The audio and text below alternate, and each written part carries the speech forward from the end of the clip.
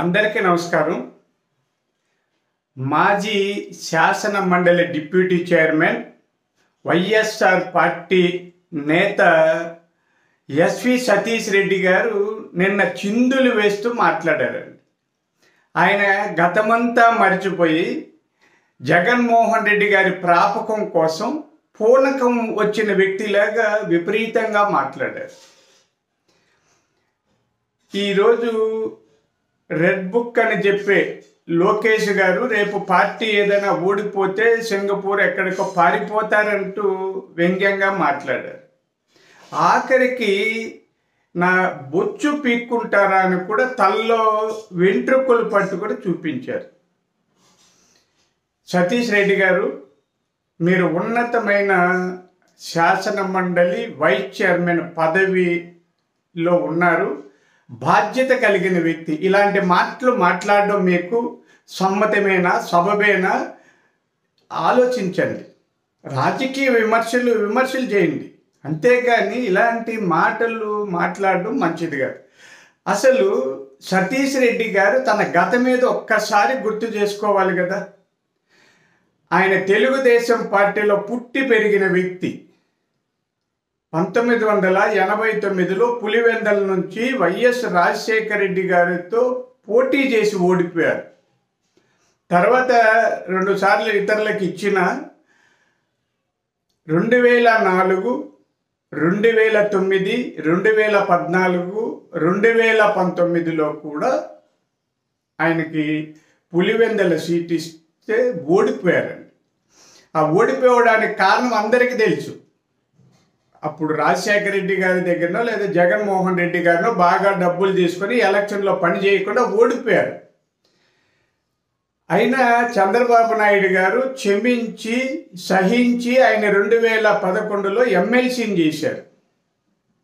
2014లో శాసన మండలిలో టీడీపీకి బలం లేకపోయినా చంద్రబాబు నాయుడు గారు చాకచక్యంగా ఇతని డిప్యూటీ చైర్మన్ చేశారు.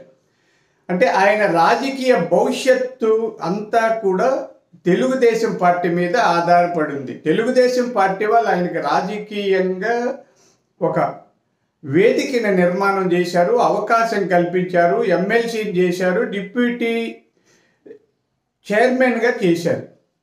అవన్నీ మర్చిపోయి ఆయన ఏదో పూనకం వచ్చిన వ్యక్తి మాత్రం విపరీతంగా మాట్లాడుతున్నారు రెడ్ బుక్ మీద. సతీష్ రెడ్డి గారు, రెడ్ బుక్ అంటే తెలుసా మీకు? మీలాంటి రాజ్యాంగాన్ని ఉల్లంఘించి అక్రమాలు అవినీతి చేసిన వారి చిట్ట అది. అంతే తప్ప రాజ్యాంగానికి వ్యతిరేకంగా పనిచేయాలనుకుని రాసి పెట్టుకున్న రాజ్యాంగం కాదది.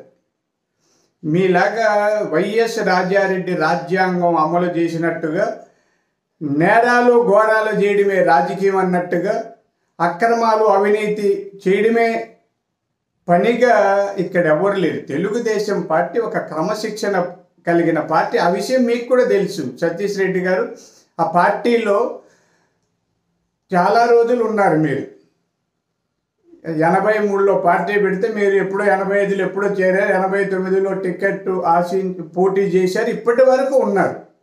మీరు చేరింది మొన్ననే ఎన్నికలకు ముందు, ఒక 1-2 సంవత్సరాలకు ముందు ఆ పార్టీలో చేరి మీ వ్యవహారం చూస్తే తిన్నింటి వాసాలు లెక్క పెట్టేలాగా ఉంది. అలాగే తల్లి పాలు తాగి రొమ్ము గుద్దే రకం అని అనిపిస్తోంది. ఇది మనలాంటి వాళ్ళకి, మనలాంటి ఎందుకంటానంటే కొంత సభ్యత సంస్కారం ఉన్న వాళ్ళకి తగని మాటలు. మీరు విమర్శలు చేయండి, ఏమీ వద్దని లేదు. మాకేమీ మీకు జవాబులు చెప్పలేని స్థితిలో తెలుగుదేశం పార్టీ లేదు. ఆ విమర్శలు సహేతుకంగా, నిర్మాణాత్మకంగా, నిర్దిష్టంగా నలుగురు ఆమోదించేలా మాట్లాడండి. సవాళ్ళు చేస్తారా? మీ వెంట్రుకలు హెయిర్ ట్రాన్స్ప్లాంటేషన్ అన్న విషయం మీకు తెలుసు కదా. మీకే జుట్టు రాలిపోతే హెయిర్ ట్రాన్స్ప్లాంటేషన్ చేసి మొక్కలు నాటుకున్నారు.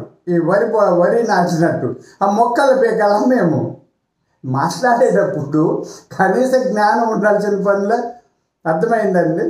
కాబట్టి సతీష్ రెడ్డి గారు వ్యవహార శైలి ఇలాగే ఉంటే తెలుగుదేశం పార్టీ వాళ్ళు ఎవరు సహించి ఊరుకొనుండు. మీ చరిత్ర అంతా చెప్తే మీరు ఎలా చేశారు, మీరు ఎలా కాంట్రాక్ట్లు చేశారు, ఏమేమి నేరాలు ఘోరాలు ద్రోహాలు మోసాలు చేశారో మేము కూడా చెప్పగలం. ఇప్పటికైనా నోరు జాగ్రత్తగా పెట్టుకోండి, మాట తూలకండి.